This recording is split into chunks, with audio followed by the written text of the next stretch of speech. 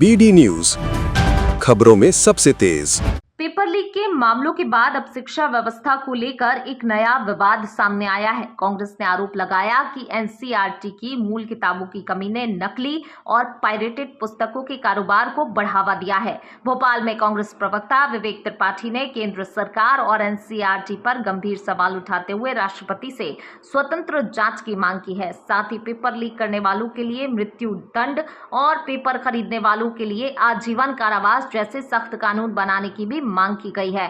आखिर क्या है कांग्रेस के आरोप और क्या कहता है एनसीईआरटी का सर्कुलर, देखिए इस रिपोर्ट में।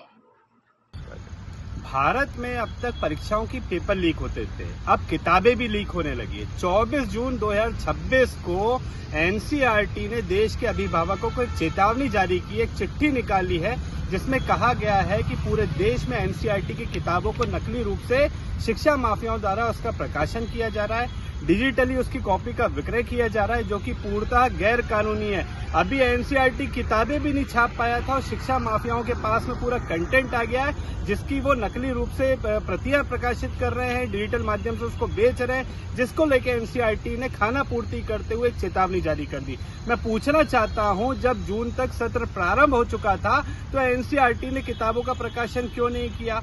जब आपको पता है कि पूरे देश भर में पायरेसी हो रही है, नकली किताबें छापी जा रही है, तो आप कानूनी कार्रवाई क्यों नहीं कर पा रहे हैं? आप इन शिक्षा माफियाओं की कमर क्यों नहीं तोड़ पा रहे हैं? आज पूरे देश भर में शिक्षा माफिया करोड़ों अभिभावकों को लूटने का कार्य कर रहा है। शिक्षा माफियाओं की जड़ें इतनी गहरी हो चुकी है कि वो पूरी शिक्षा व्यवस्था को चला रहा है। तो उस पर अंकुश लगाने के लिए भारत सरकार ने क्यों कड़े कदम नहीं उठाए? कोई ठोस कार्रवाई क्यों नहीं की? शिक्षा माफियाओं पर अंकुश क्यों नहीं लगा पा रहा है? इस पूरे गंभीर मामले को लेकर हमने माननीय राष्ट्रपति महोदया से गुहार लगाई है। हमने चिट्ठी लिख के उनसे कहा है कि इस पूरे गंभीर मामले में हस्तक्षेप करें, एक उच्च स्तरीय जांच कमेटी बनाई जाए जो कि माननीय सर्वोच्च न्यायालय के जजों की अध्यक्षता में हो, जिसकी सीधे तौर पे निगरानी माननीय राष्ट्रपति महोदया करें। क्योंकि आज पूरे देश भर में पहले पेपर लीक हो रहे थे, अब किताबें लीक होने लगी है। ये बहुत ही गंभीर विषय है, इस पे हस्तक्षेप होना चाहिए और शिक्षा माफियाओं पर जब तक कठोर कार्रवाई नहीं होगी तब तक पूरे देश भर में शिक्षा माफिया अभिभावकों को लूटने का कार्य निरंतर जारी रखेंगे।